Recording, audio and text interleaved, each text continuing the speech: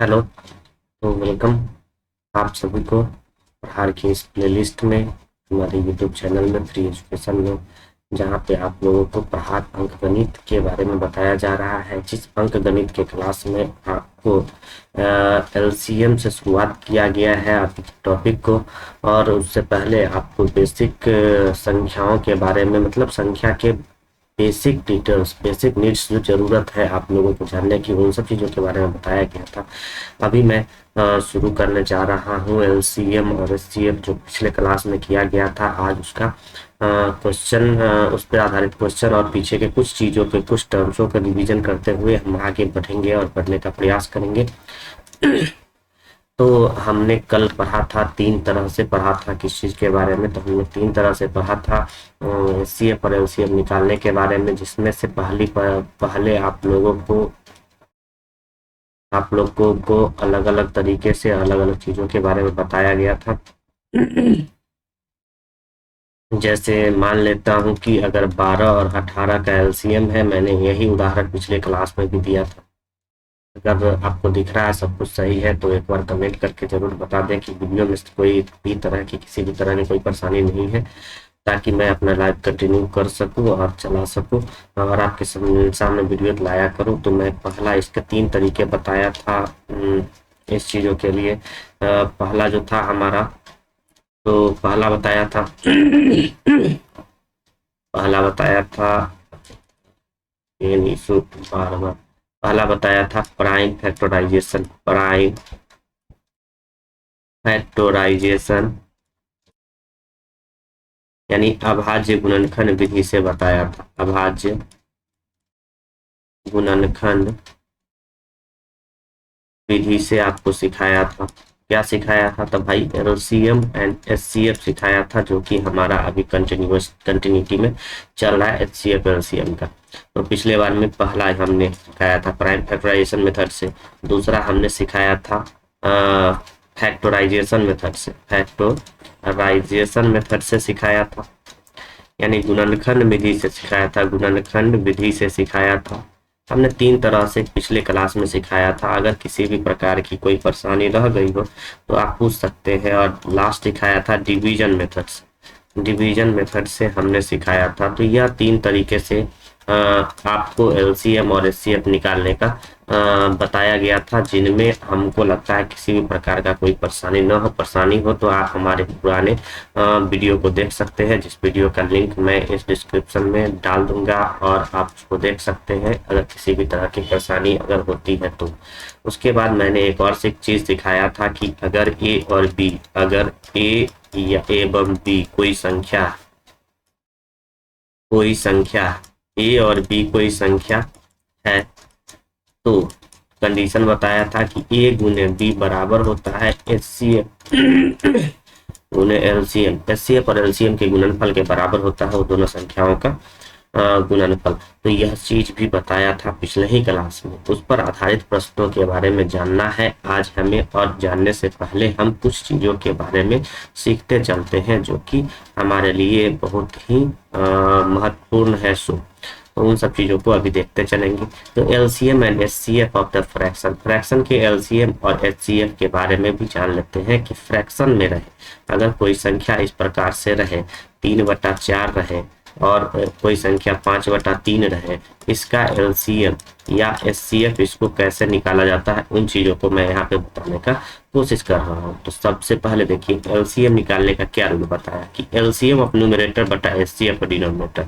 अगर इसका आपको एलसीएम निकालना है, तो इसके एलसीएम के लिए मैं बताया हूँ, आप फिर से देख सकते हैं इसको मैंने क्या यहाँ पे लिखा कि न्यूमरेटर का एलसीएम निकालना है, डिनोमिनेटर का एचसीएफ।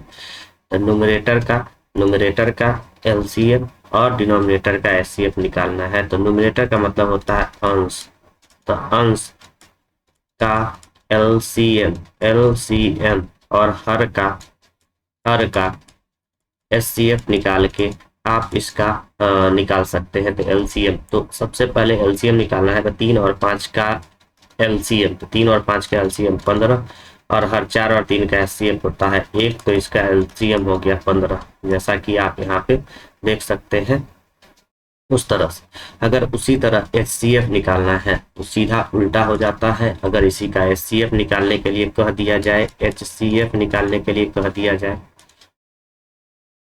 HCF निकालने के लिए कह दिया जाए तो आप देख सकते हैं, इसका HCF निकालने के लिए कह दिया गया तो क्या करना है, आपको वही काम करना है, अंश का HCF और हर का LCM निकालना, हर का LCM, और इस तरह से आप निकाल सकते हैं। तो अंश का HCF क्या होता है, अंश में ऊपर का HCF 5 और 3 का HCF 1, और हर का LCM 4 और 3 का LCM 12, तो इसका आंसर हो जाएगा 1/12। तो इस तरह से आप डाल सकते हैं, जो कि हम यहाँ पे पिक्चोरियल व्यू से हम पिक्चर के द्वारा और एक स्लाइड डिजाइन के द्वारा इस चीज को मैं समझाने का यहाँ पे कोशिश किया हूँ।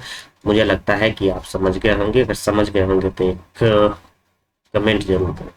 अब रिलेशन बिटवीन HCF और LCM की बात की जाए, HCF और LCM के रिलेशन को निकालना है, तो HCF और LCM के रिलेशन को निकालना है तो क्या होता है, कंडीशन में पिछले क्लास में बताया था कि प्रोडक्ट ऑफ दो नंबर का गुणनफल बराबर होता है LCM गुने HCF की, यानी दो संख्या का गुणनफल, दो संख्याओं का गुणनफल जो होता है तो बराबर होता है उसके HCF और LCM के गुणनफल के बराबर होता है। इस चीजों को मैं बताया था, और इसी चीज को यहाँ पे मैंने लिख भी दिया कि अगर A कोई संख्या B कोई संख्या तो HCF और LCM के गुणनफल के बराबर हो जाता है।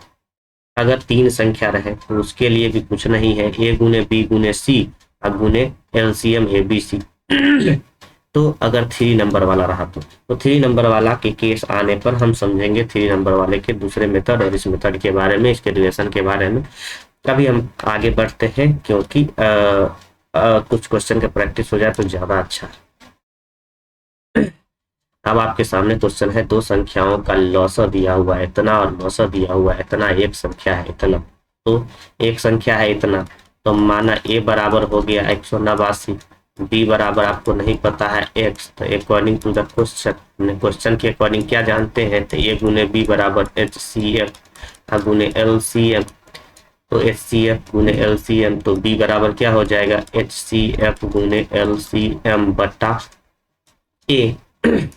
तो आप कर दो 279 गुने 27 बटा 189, और इसको आप काट सकते हैं आसानी से, 17 17 189 जो भी काटने के बाद आएगा तो 17 17 189, 17 से इसको काटेंगे, 17 से इसको काटेंगे तो 17 एकम 17 3 और 2 17 दूनी 34, 17 दूनी 34 17 दूनी 34 17 51, तो इसको काटना तो देखते मुश्किल नहीं है। तो इसको तो जैसा कि देख रहे हैं कि यह हमारा पूरा डिविजिबल नहीं है, तो हम क्या करते हैं, आप फिर से देखें इसको डायरेक्ट इसको करते हैं डिवाइड, सेलेक्ट तो इसको करते हैं पेन सेलेक्ट। तो यहाँ पे देख सकते हैं, इसको अगर मैं वन जा करूं तो 2079 है, इसको मैं 189 से भाग करता हूं तो 189 आता है, वहां बचता है 8 और यहाँ बचता है 1 और यहाँ बचता है 9, फिर से लगाता हूँ, यानी ये 11 बार में कट जाता है। तो 11 गुने 27, तो 27 को आप 11 से मल्टीप्लाई करते हो तो 270 और 27 ऐसे करके भी कर सकते हो, इसको ऐसे मल्टीप्लाई करके भी लिख सकते हो, और आपको पता हो तो आप डायरेक्ट 729 भी लिख सकते हो। तो जिस तरह से भी पता हो तो इसका आंसर 27 गुने 27 नहीं है, तो इसको नहीं मिस्टेक, आप 27 गुने 11 लिखना है तो 27 गुने 11 करते हो तो 7 9 297, अगर 297 इस तरह से आ जाता है, ये आंसर आपका हो सकता है। तो मैं ये फर्स्ट टाइम यहाँ पर एमसीक्यू क्वेश्चन बनाने जा रहा था, तो थोड़ा सा कंफ्यूजन हुआ किस तरह से समझाना है इस डील करने में। कोई बात नहीं है, आपको समझ में आ गया होगा, नहीं समझ में आया तो फिर से मैं इस चीज़ को मैं बना दूँ, तो आप चिंता ना करें इसके लिए किसी भी प्रकार से। मैं फिर से इस चीज़ों को बना देता हूँ, सारा का सारा क्वेश्चन।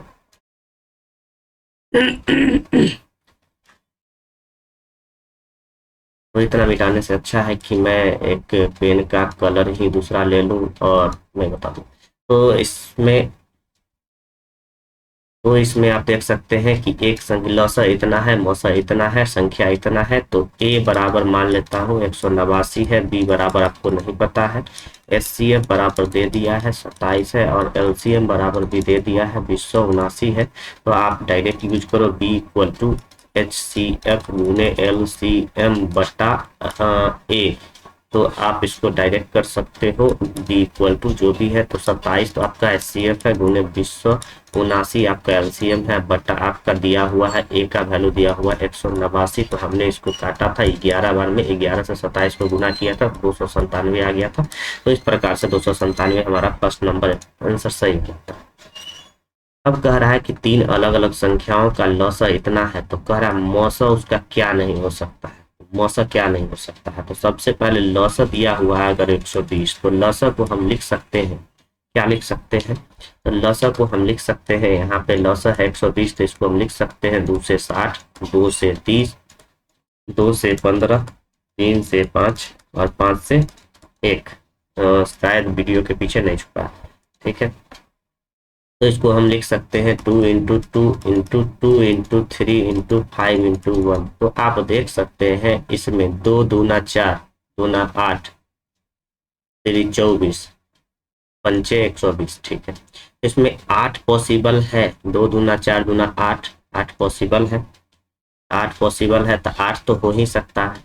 उसके बाद 12 पॉसिबल है, तो 2 दूना 4 और 3 12 पॉसिबल है, 2 दूना 4, 2 दूना 4 दूना 8 और 3 24, 24 भी पॉसिबल है। तो आंसर क्या हो सकता है, 35। 35 नहीं हो सकता है, क्यों नहीं हो सकता है, क्योंकि 35 तभी हो सकता था जब 35 उस लौसा के गुणनखंडों में आ सकता था, तब हो सकता था, नहीं तो नहीं हो सकता है। तो इस तरह का क्वेश्चन जब पूछा जाए तो आप ऐसे इजिली बना सकते हैं। अब पूछ रहा है दो संख्याओं का गुणनफल इतना है, मौसा इतना है, तो लौसा क्या होगा, तो डायरेक्ट आप जानते हैं कि एलसीएम बराबर होता है ए गुने बी बटा एचसीएफ, ए गुने बी बटा एचसीएफ होता है। तो आपको पता है ए गुने बी दिया हुआ है 216 और उसका एचसीएफ दिया हुआ है 6, 6 से इसको भाग करेंगे तो 36, तो ये 36 आपका आंसर हो जाएगा। तो कैलकुलेशन को थोड़ा सा आपको स्ट्रॉन्ग बनाना होगा, उसके लिए क्या क्या ट्रिक है, टेक्निक है, उन सभी चीजों को मैं बताऊंगा बहुत जल्द। अब एक नया क्वेश्चन है, नया क्वेश्चन ये कह रहा है कि एक छोटी संख्या ज्ञात करना है जिसमें 15, 20, 36 और 48 से अलग अलग विभाजित करने में प्रत्येक स्थिति में 3 शेष बचना चाहिए। तो शेष 3 बचना चाहिए, तो हम शेष के बारे में चिंता नहीं करेंगे, हम क्वेश्चन के बारे में भी चिंता नहीं करेंगे, हम सीधा करेंगे इसका एलसीएम। तो हम निकालते हैं सबसे पहले एलसीएम ऑफ 15, 20, 36, 48, इसका एलसीएम निकालते हैं। जिस भी विधि से आपको आसान लगता है उस विधि से बनाना है, क्योंकि आपके पास कभी भी क्वेश्चन बनाने के लिए कोई कहता है तो स्टेप कहेगा तो सोचा जाएगा, स्टेप तो मैंने आपको बता ही दिया था पहले ही, तो स्टेप से परेशान नहीं होना है, किसी भी स्टेप से आप बना सकते हैं। तो ये 15, ये 5, ये 9 और ये 12। अब 3 से 3 बचे 15, 3 ये 5 ही रहेगा, 3 किया 9, 3 चौका 12। अब 5 से तो ये जाएगा 1, 1, 3, 4। तो यहाँ मल्टीप्लाई करेंगे तो 4 तिया 12, 5 60, 60, 6 दूनी 12, तो 120, 120 चौका 12 चौक 48, तो 480 होता है। अब कह रहा शेषफल 3 बचना चाहिए, तो +3 बराबर 483। तो यह 483 जो भी आपका ऑप्शन नंबर होगा सो आपका आंसर होगा। तो इस प्रकार से आप देख सकते हैं क्वेश्चन में कुछ भी नहीं होता है, सिर्फ थोड़ा सा कोशिश करना है, क्वेश्चन इजीली बन जाता है ना। पेन नहीं चेंज हो रहा है, चलो ठीक है। कह रहा 3 संख्याओं का अनुपात इतना है, उसका मौसा 12 है। अगर मौसा 12 है तो मौसा 12 मतलब क्या कि इस तीनों को अगर मैं लिखता हूँ 1x plus 2x plus 3x मैं इसको लिखता हूँ, तो यह जो यहाँ पे x कॉमन लेके 1:2:3 बनाया गया होगा वो x मौसा ही होता है। इसलिए आपको थोड़ा सा भी इस तरह के क्वेश्चन को देखने से परेशान नहीं होना है। तो संख्या क्या हो जाएगा, तो संख्या तो क्यों लिखूँ, अकॉर्डिंग टू द क्वेश्चन लिख देता हूँ। अकॉर्डिंग टू द क्वेश्चन संख्या बराबर क्या होगा, तो 1 गुने मौसा, दूसरा हो जाएगा यानी 12, दूसरा हो जाएगा 1 गुने मौसा, फिर से 2 गुने मौसा और 3 गुने मौसा मौसा। तो ये हमारा आंसर हो जाएगा 12, ये हमारा हो जाएगा 12×2=24, ये हमारा हो जाएगा 12×3=36। तो जो भी आंसर है 12, 24 और 36 वो हमारा आंसर हो जाएगा। तो इस प्रकार से आप इस क्वेश्चन को अभी हल कर सकते हैं आसानी से। इस तरह से जो भी क्वेश्चंस आएंगे उसको आप हल कर सकते हैं। मैं आज जानबूझ के कुछ क्वेश्चन को कम लाया था, कम इसलिए लाया था ताकि हमारा जब डिमांड आपके मेरे वीडियो का डिमांड रहेगा तो थोड़ा सा मेहनत करने में भी मजा आएगा। नहीं तो मैं अभी छोटा छोटा वीडियो बना रहा हूँ ताकि आप समझ पा रहे हो कि नहीं, इस चीज़ों की जानकारी हमें मिल सके।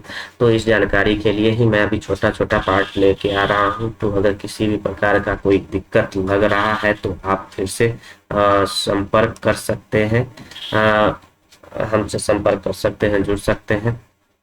अगर कोई दिक्कत नहीं है तो हमारे चैनल को आप सब्सक्राइब कर दें।